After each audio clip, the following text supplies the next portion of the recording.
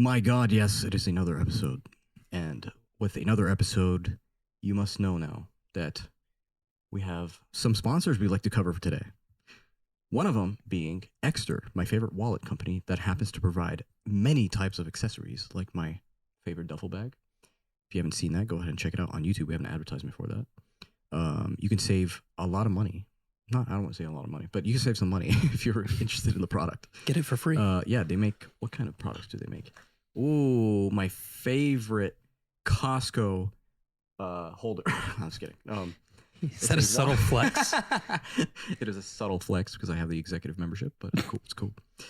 Yeah, it's this type of wallet. Really handy, useful, sleek wallet. Honestly, every time I pull it out at the gas station, someone has, like, they even notice the sound. They go, "What was that?" People pick up on it. Yeah. They notice that it's like, a unique wallet. Or like I'm at In-N-Out, and I'll be like, yeah. She'd be like, a double with chopped chilies and extra spread, toasted bun, and a cheeseburger, same way, with a fry. And I'm like, yep. And she's like, $13.92. And I'm like, sure.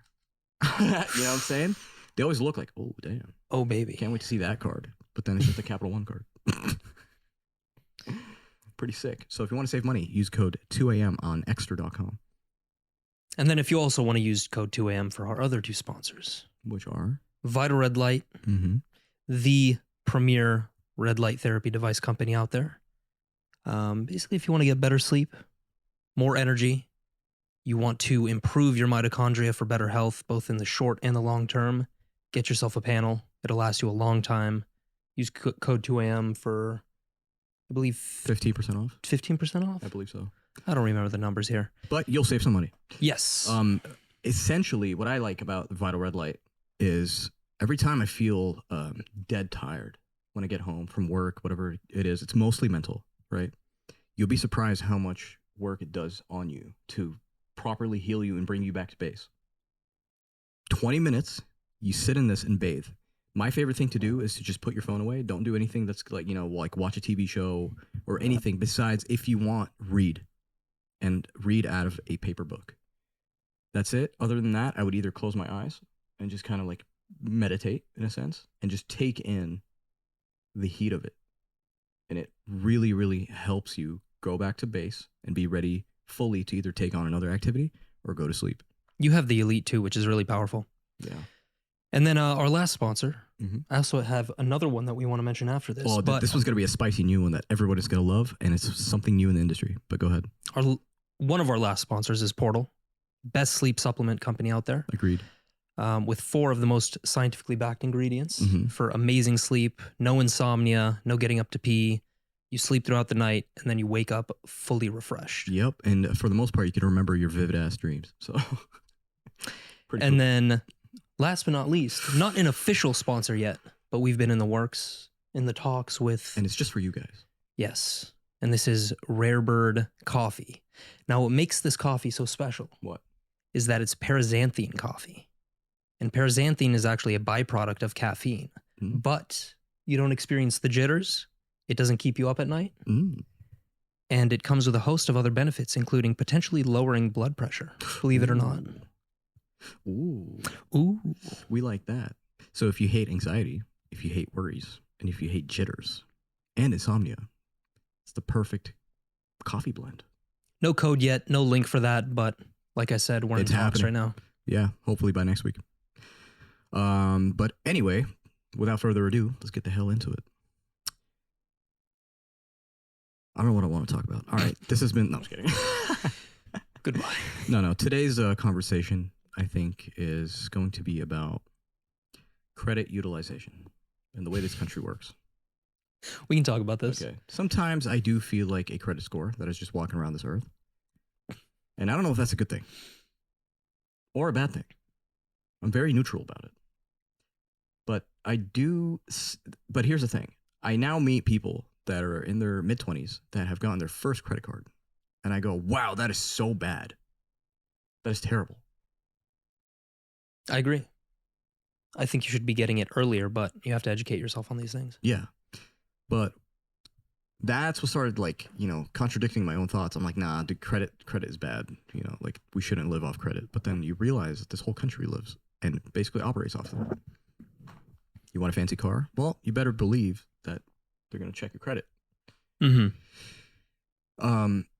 Which I used to think was just immoral and just very stupid way of going about things. But it's very essential in this country. And now I didn't realize that until I met someone that was just like, I got my first credit card. And I'm like, how old are you? 25.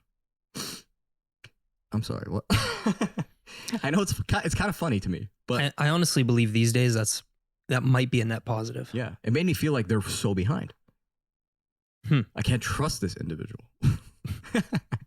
No, we can't. No, I know we can, but like, you get what I mean? It's the system. Yeah, it's really hard because it is a tool, but it is a very slippery slope. Mm-hmm. And I'm sure we've abused credit cards in the past. Mm-hmm. Oh, absolutely. We've made it out of that hellhole. Oh, absolutely. But then when you look into it, you realize, like, at least from my perspective, I realize how much most of it is a scam, to be honest. Mm-hmm. Why do you say that?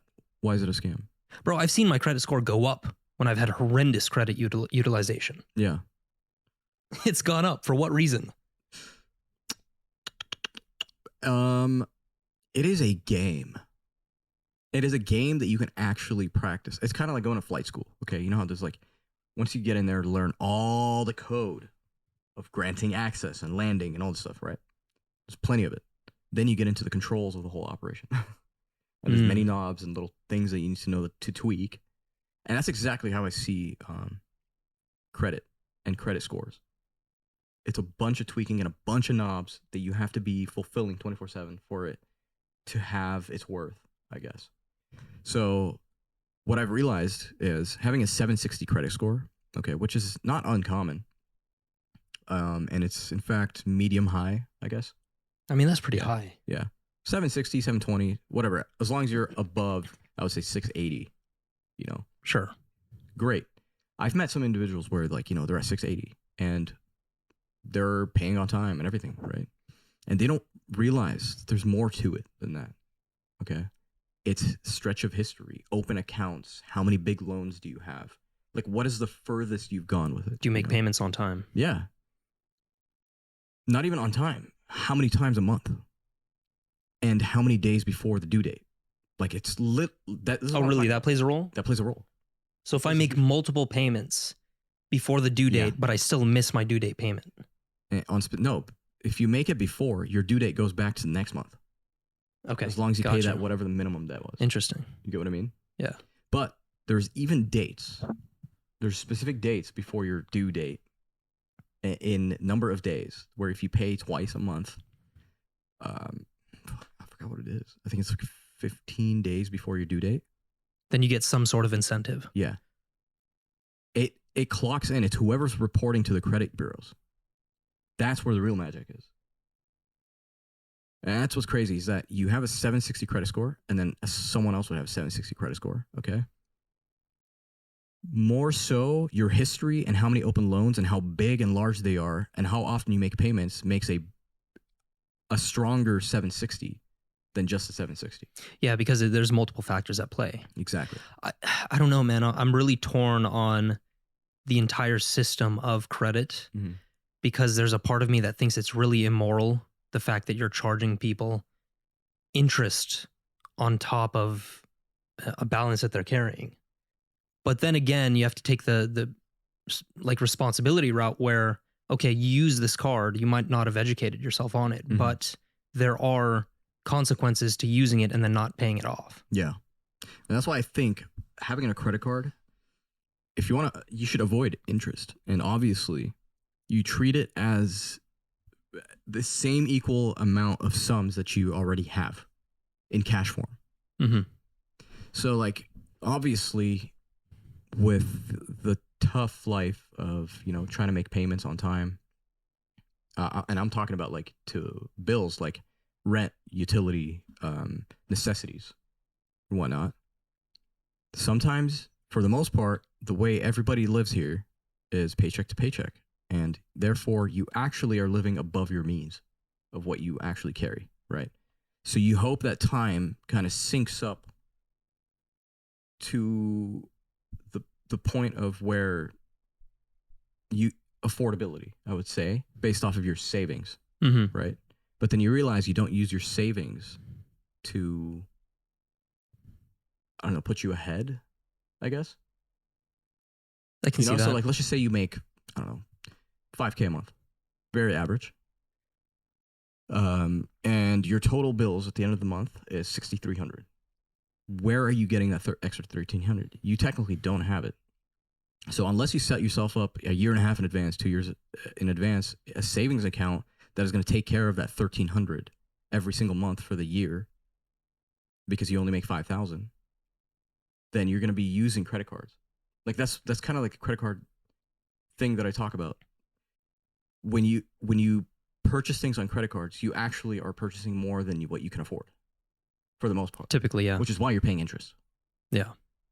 Because other than that, you would be able to afford the whole entire credit card bill if you were just putting everything on credit cards, including your rent and all that good stuff. Well, again, it's a tool. It just depends on your level of financial literacy. Yeah. That's the most important thing. And here's the thing, though. Since you can postpone and you're technically getting loaned these amounts of money, you don't have a hard time living above your means, you know? You're just like, whatever, you know what? These sneakers are on sale. I know I can't afford it, obviously, because I live like literally on the brim. But let me just put it on the credit card. That's what it turns into. One slippery slope, and then boom, you're gonna keep going down the slope. Now all of a sudden you're sliding down it. Yeah. That's the trickiest thing about it, is that you're pushing your responsibility off into the future. But when the future comes, when that time comes where you have to face the amount that you owe, it ends up being a lot more than you could have ever imagined. Yeah. Just because you're adding $5 here, you're adding $20 here, $200 pair of sneakers there. Yeah. It's like, it's an avalanche if you don't keep it in check. Bro, it's I think it's the way we're conditioned. And obviously, like, the thing that sucks is that the system is set up for you that way, you know, to where interest is just your buddy. Hello, interest. How are you today? You know? Oh, 24%? Great. And it's like, I like to compare it to like the Arab countries. Okay. Like the way my uncles live. I think I've mentioned this before, like episodes ago, but like they buy everything in cash, bro. Well, so when they need money, they go out and chase the money. They don't have the you know, like after 5 p.m. they just go, oh, I'll just use my credit card. Like I don't need to, I already work today. They don't even have credit cards, do they? I mean, they have Visa cards and stuff, and I'm not sure how it works, but I think you kind of load it in advance. Well, that makes sense, because in Islamic countries, like, interest is haram, right? Yeah, it's forbidden, basically. Which I find very interesting. I think that is a very good setup. Yeah, because that's why I agree with you when you said it's immoral in a sense. But imagine a whole country running on this, like, and it's not immoral anymore; it's just normalized. And you need it, in fact, to own your house, or to own a business, or to own anything, right? It's a way to get a background check, like beyond your criminal history and shit. But it is interesting to live this way. Do you think any part of it is a scam?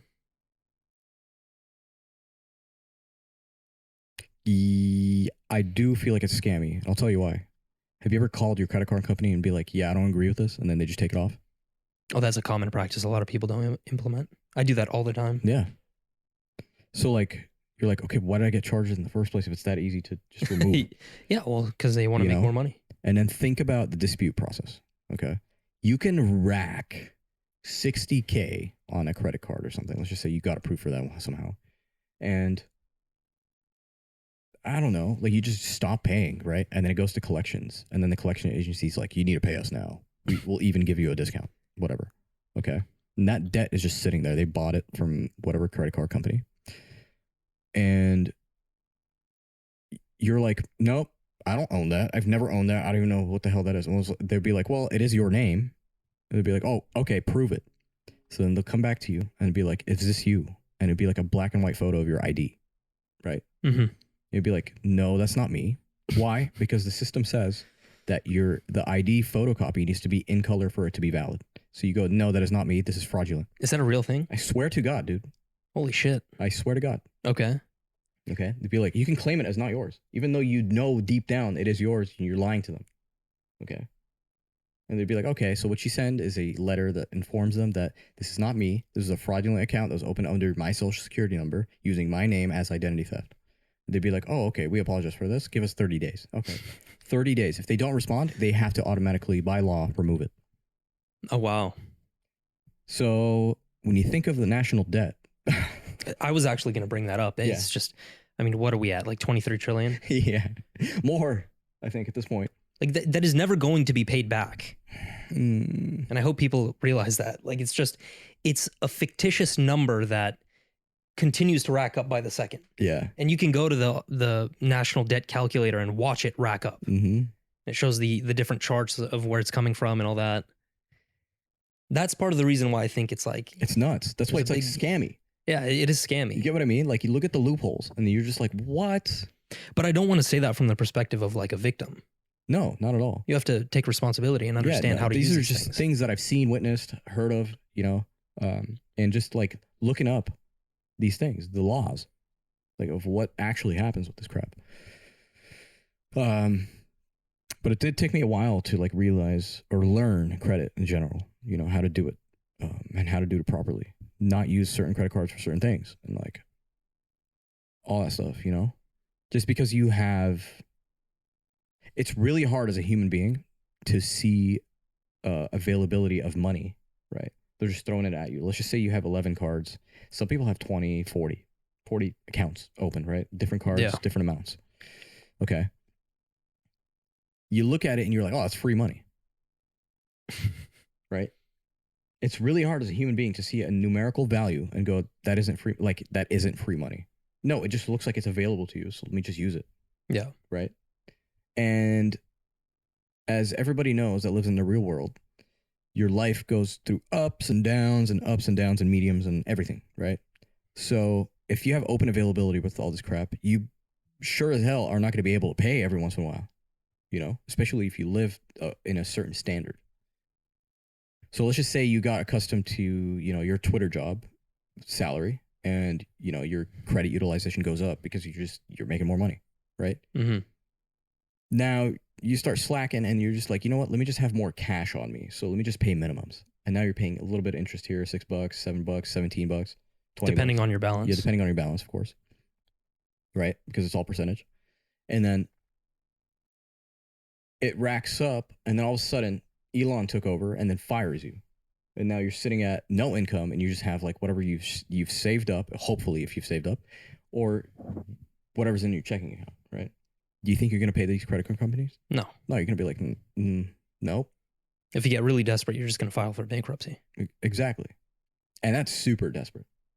That is super desperate. Before you file bankruptcy, what you could do is find the loophole and just start disputing it. You know? And let someone else handle his debt. Because, okay, if I haven't dug deep into this, but you said that a different company, like a consolidation company, will buy debt. Yeah, and accounts. And then if that company is not able to get you to pay, then another company will step in and buy it from that company. Mm-hmm. And then each time you do that, they are more willing to bargain on the price. Yeah, because they bought it for cheaper to begin with. So your original amount of debt could be $5,000, and over time, through passing the ball to many companies, you can get it down to like, no, I just want to pay $500. That's all I can afford. And they'll accept that. I mean, or is that not how it works? They'll negotiate again with you, I'm pretty sure. And they'll be like, well, sometimes they'll be like, sure. Not 500. I mean, it really depends. Okay. Yeah. It only goes to a certain market. Like I think 40% off is like, in my eyes, maximum. At least from what I've seen. Maximum they'll go down, right? And that's because they probably purchased it for like, I don't know, 60% off. So they have to make some sort of profit on whatever the hell they purchased. Because that to them was kind of like inventory. Oh, we bought this account for this much and it has this much, so we can make this much off of them if they pay us. So it's all according to negotiation and stuff, but it's just interesting to me that still works, you know? Or supposedly works. Yeah. So what's the And it's to logic? get it removed off your name. That's all it is. So that you get accepted by another credit card company. Well, this is the funny thing. Like, even if, and I've seen this in the past where I've abused credit cards and I've had high balances on different cards. Mm-hmm. And because I do my own thing, you know, money is not always consistent. So as a result, I notice, even though I'm in a quote unquote bad financial position in the context of credit cards, Mm-hmm. these companies like Credit Karma and all of these other third party platforms, they will still email you relentlessly, Mm-hmm. day after day with new offers. Yeah. You qualify for this credit card for this amount. Oh, we noticed your credit is really terrible. So here's this one that is approved for low credit so you can build it again. You see what I mean? Like it still has to be built. And that's because this whole country is built off that. It's insane. To be qualified for anything. Like imagine you had cash value, right? Or for a home or something. And it'd be like, we need to run your credit. You'd be like, oh crap. Like there's a hump right here. So even if you wanted to buy a house and you had it all in cash in full and you had shit credit, you couldn't buy it? Well, here's the thing. Then you would have to rely on your taxes for like the previous 2 years and show proof of income. Okay. Things like that. But if you really realize it, I think 85% to 90% of people are going to get loans. Like no one has. No doubt. Look at house prices right now. Which you think funny? anyone has 1.8 million sitting around or like $800,000 just to buy cash? No, it's a 0.1%. And plus, if it's cash, I'm pretty sure they're going to charge a lot more because you're going to have to make more offers. Yeah. You know what's really twisted? And I heard this from an episode of Mind Pump. Mm-hmm. Great fitness podcast, by the way. Go check it out. They were talking about how there was this article that mentioned if you have higher credit, if you have a credit of 750 and you try to mortgage a house, you have to pay an extra fee now, like an extra $1,500 to $2,000 a year for some reason because you have higher credit. But people with lower credit don't have to pay that. So like, what kind of ass backward mentality is that? It's another bracketing thing. It's like kind of like taxes, dude. Like, you know, proof of income. Show us income. Okay, show us income. You make a little too much, so we're gonna charge you a little. Yeah, we're gonna charge you a little bit more. Interesting. And by a little bit, it's a lot more. I wanted to say something, but I forgot. I don't know, but that just goes to show you the level of like degeneracy and kind of like immorality that we really truly live in. Okay, so here's the question: what is the logic behind Islamic countries going down the route of no interest? Is that purely to not take advantage of the poor and the people who are like lower income? No, but it's a known fact that Islamically, like God literally tells you that interest, they call it riba, right? And it's one of the most haram things you can do. You're not supposed to make, like because here's where it stems from, okay? It's borrowing money. Like, let's just say I was a millionaire back in the day. And we're talking about like, I don't know, 1700s or even 1400s, okay? Let's just say I was a millionaire, according to whatever currency that was back then. And someone came to me and wanted to open a cattle business or something, some trade, whatever. They wanted to sell grains, okay? They don't have the means to do so, and they see big potential. What they do is they would come to me, right? We would have a meeting. We'd go, I need this much, okay? And I would say either yes or no. And what you do is you agree on dates of when it should be like returned back. And you cannot ask for a profit. You don't make a business out of it. Okay? It's kind of like it's a heart-to-heart thing. You know? Amana. Amana is trust. Like an honor system. Yeah, it's an honor system. That's all it is. And it's forbidden for you to transform that into a business. I think it's kind of funny that like, you know, like in the joke world, they call it like the Jewish mentality. Oh my God. But it's turning money into a business. Do you get what I mean? Oh, I've already made my share, so I'm just going to sit here and play God, essentially, and be like, here you go, here you don't go. Yeah. You know? And why do I do this? Because it makes me money. Rather than a fair exchange of...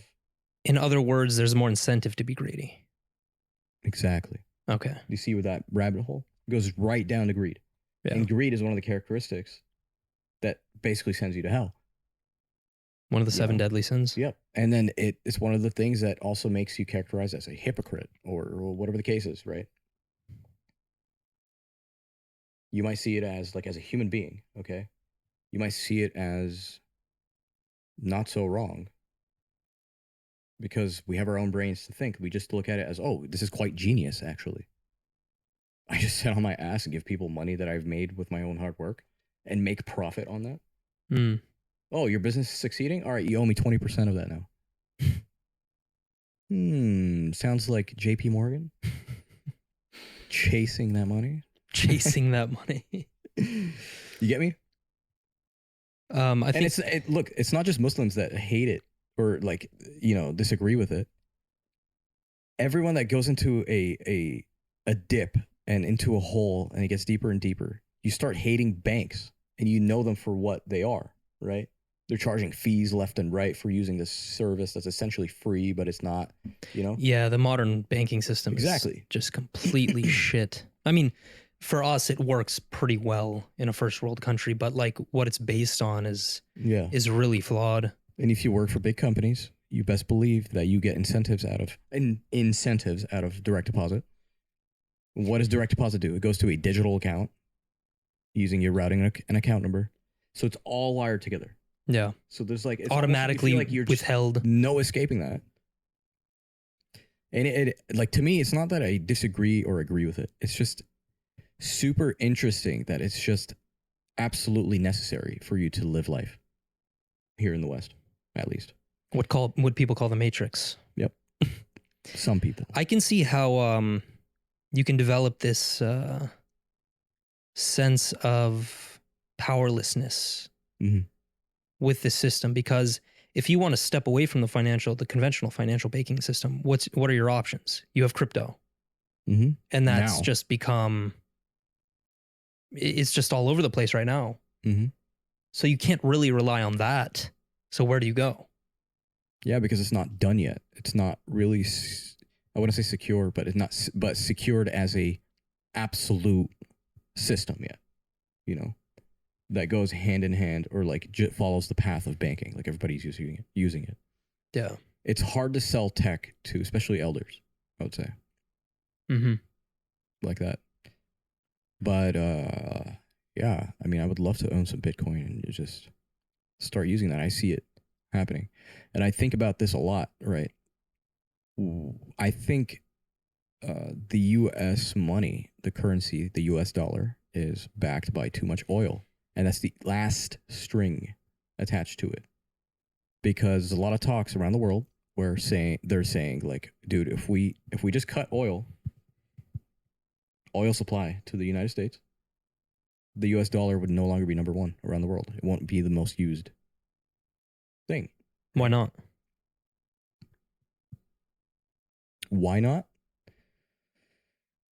Probably because the way the presidency has gone, okay, and the amount of reserves that we have that we try to keep silent, but we know we have, okay, and think of all the invasions we've done just to get oil, under the guise of we're trying to free these people. It is gold. It is gold. These countries have oil, and we need that in order to survive. Okay, so when we have allies across the world, like many allies, okay, and people that we work with in trade and business, including China, even though we owe them debt and they hate us. What do you think China's move is? Like, why do you think South Park always made fun of it? China number one, right? Yeah. They're trying to battle that. And in many aspects, manufacturing and all that, they are number one. There's no defeating them. They get the lowest prices because they make it themselves. And all this good stuff. Dude, I'll tell you what, the way China is using debt to manipulate countries and then take them over progressively is, I mean, it's terrible, but it's nothing short of genius, the way they're playing it out. Like, I think they did this with Taiwan, and this is like one of the biggest controversial subjects today, Taiwan, China, and the United States. I believe China went into Taiwan and they basically offered them, look, you don't have great infrastructure. So we're going to come in, we can build all of your infrastructure, but you have to accept under these terms, XYZ. And so I believe they accepted under those terms, and now they're indebted to China. And as a result, of course, they can't pay whatever they owe. And so the Chinese are starting to come in and basically take over. Yeah. So when they fully take over, what do you think their goal would be? Let's make the Chinese yen number one. Yeah. Why is it the US dollar? You know? And when it's backed by nothing, like if you think about it, it's backed by the reserve.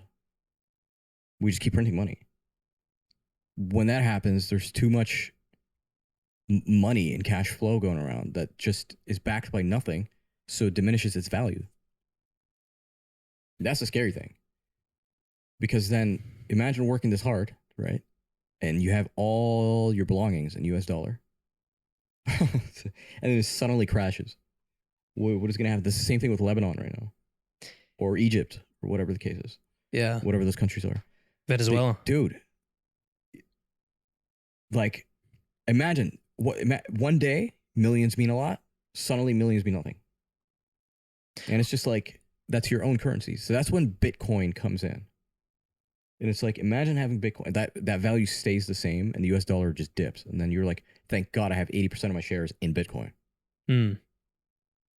I think let me just go transfer it to whatever currency that's the highest. Yeah. Use that. I think as a future option, crypto will really be useful if it's played the right way. Yeah. And this all goes down to like more politics. I'm not really political or don't care to know too much politics, but only in certain aspects, you know. Just have like a basic understanding. Basic understanding of what the hell's going on. The meetings that have happened, you know, the confidential files of, you know, public release now, or whatever the case is, and try to understand it, because you never know this is the real world, dude. You never know what's going to happen. You know, we could be on a streak of like, you know, US is number 1, and then suddenly we're like number 19 because of one stupid move by one dumb president. You never know. I mean, we've been making stupid moves. Yeah. And it's scary if you really think about it. It's kind of like, it's a miracle that we're nothing major is happening yet. Doesn't it strike you? Remember the last episode when we were talking about like, once you step away from the human game, you see how ridiculous it is? Yep. Money is pretty ridiculous when you think about it. It's just something we all agreed on. We used to essentially barter back in the day with shells, and like way back in the day with shells and all sorts of different goods and services and stuff like that. But now like we've just funneled it down into a piece of paper. All goes down to greed, dude. It's like, it's not one thing gets expensive. It's everything gets expensive. So you're telling me that Trix cereal is worth $7.99? That's inflation for you. Is it worth $7.99? No. It should remain $3. But it's the transportation companies that are pissed off about how much they're not getting paid anymore, and they're not, you know what I'm saying? Like, it's just, there's no realistic value to things anymore. Everything is just profitable. Everything is, we need to make profit. Need the numbers to be up. The numbers have to be winning all the time. Yeah. Right? So how can one industry win more than the other? No, dude, it's just a battle. It's a war.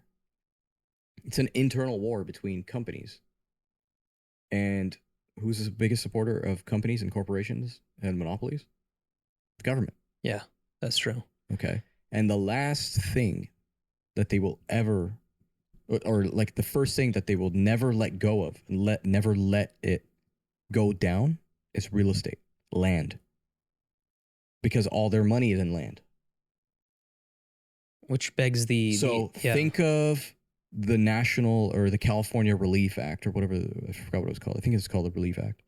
But it's essentially, they will give you 20% down payment to buy a home. They will support your down payment at this point, if you're a first-time homeowner. Okay. In California only. Okay. So you're telling me if I wanted to buy that $700,000 house, you would give me 20% down, which is like almost $200K or something like that. Oh, really? You would give me $200K, 20% down. Well, there are strings attached. Of course, there's strings attached, but then you're like, really? So you're saying I could sleep in a new home that I purchased under my name? Why? So why are there no incentives to anything else besides real estate right now? Even though the market says that most houses you would not get for under $1 million if you have like a, I don't know, 2,000 square foot house. Mm-hmm. It's just weird, right? You don't think about how weird that is, that you're giving me this? No, it's very odd. Opportunity? Well, the strings attached are obviously like you'd give them back the 20% once you sell it, or, you know, once you start milking it, whatever the case is. You have to go through all sorts of red tape if you want to build upon your house. Yeah, which, you know, the government basically owns because they gave it to you. You know, you're just making payments per month, so you only own a percentage of it. Yeah, that's the scary thing. Even if you have your mortgage paid off and you think you own your house, when shit hits the fan, do you really own it? Tax property? No. No, if the government wanted to, they could just take it. I mean, that's the whole scam of the situation. If shit hits the fan. Yeah. And if they really wanted to put their foot down, they could do that. Mm-hmm. But anyways, I mean, that's just some like high level. Yeah. And if you understand real estate, you obviously don't buy to buy it. You buy it to milk the shit out of it and then sell it and move on. Yeah. Buy the next property. Yeah. It's another way. That's why they call it an investment, because you have to know what you're doing for you to make the most amount of money back on it. And if you look at the charts, it only goes up. So yes, it's going down at certain points. And according to the time you live in, it's at a low. But if you go back 10 years, it was even lower. It's all relative. It's all relative. It only goes up. And at the end of the day, if you study it for 400 years, it went diagonal. Like, what else haven't we discussed about credit cards? Credit cards?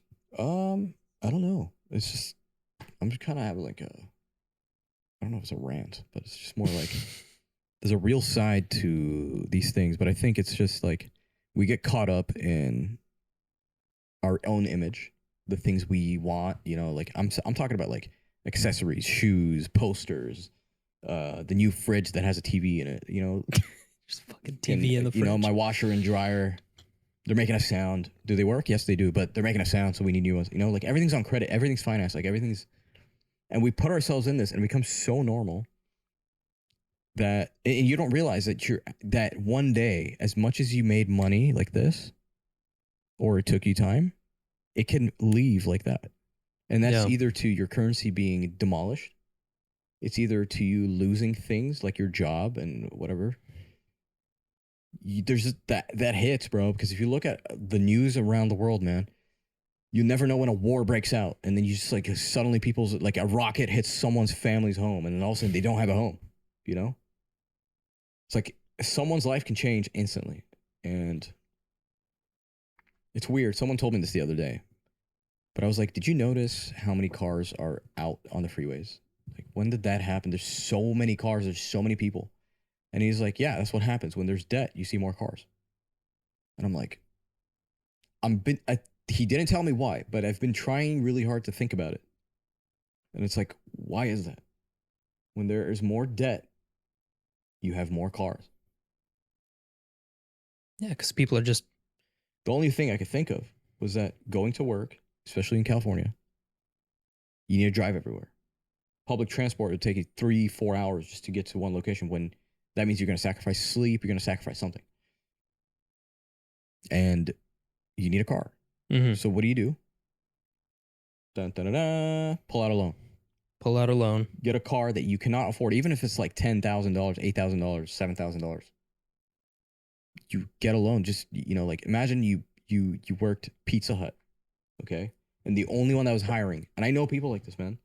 The only place that was hiring was, I don't know, the Pizza Hut that's 20 miles away. You need a car. You need a car. Okay. Now you're paying gas on a car because you didn't have the luxury of getting a gas efficient car because you had a budget, and your budget was already too much for you to afford. So now you pull out a loan for this, and now you're paying monthly, and your credit sucks. So you're sitting at 11-12% interest. So your car payment's fucking high for something that is considered low in value. And it consumes too much gas for your liking. So now you're spending way too much on a monthly plus gas per month. It takes multiple years to pay it off. Exactly. And you're paying interest.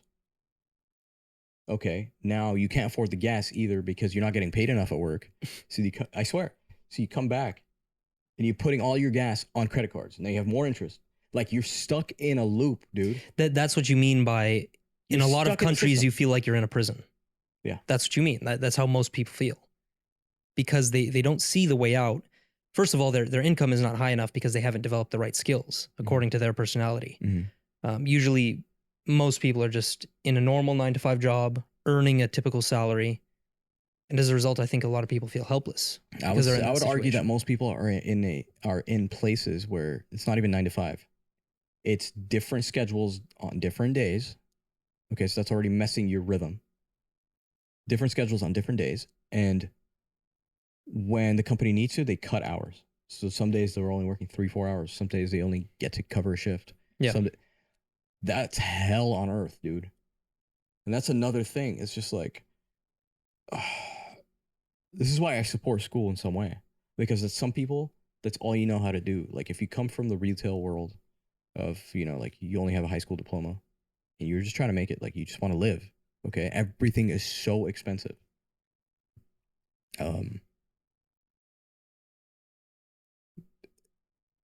School would benefit them, because then they're not making $2,800 a month. They can at least make some sort of salary. Yeah, it's guaranteed no matter how much work you do or don't do. You kind of have a contract. Yeah. The foundation of getting out of debt, in my opinion, is just learning a valuable skill and then charging a higher price over time. Like, if you look at a lot of crafts, tradesmen. Yeah. And those guys make a ton of money. Yeah, and that's disciplining your identity to fit that persona. Yeah. Too. It depends on you. If you're more on the risky side, then you want to do your own thing and you live more on the edge financially and with other things. Yeah. So I think the second example I brought up right now was that, like, that's why I say credit isn't good or bad. It works both ways. Yeah. It works both ways. But yeah, this has been a very interesting episode. Yeah, I didn't expect us to go down this rabbit hole. Very chill. Very chill. Hopefully you guys enjoy this conversation. If you haven't already, check out Exter to save some money on your favorite wallets and gear and accessories. They have very cool utilitarian type things that, last a pretty good while. Very useful. Yeah, they look cool too. Also save money at Vital Red Light if you don't want to stress. You want to have a good time, get some more collagen development, get some great sleep, and also feel great while meditating. Use code 2AM to save. Also, Portal, sleep vividly, perfectly. Use code 2AM for that as well. And stay tuned for Rare Bird coffee. That stuff will knock your socks off. I can have a cup of that at 5 p.m. No problems with sleep. Yeah, reminds me of lion's mane, sort of. Gives you that focus. Power of paraxanthine, baby. Well, without further ado, tell your family and friends. This has been the 2 AM podcast, episode 205. It's been a good time. Lately, we haven't done anything dedicated, but we've done a bunch of conversational things here. Things that have been on our mind. As long as the ball keeps rolling. Yes, sir. All right. Send them out. Peace.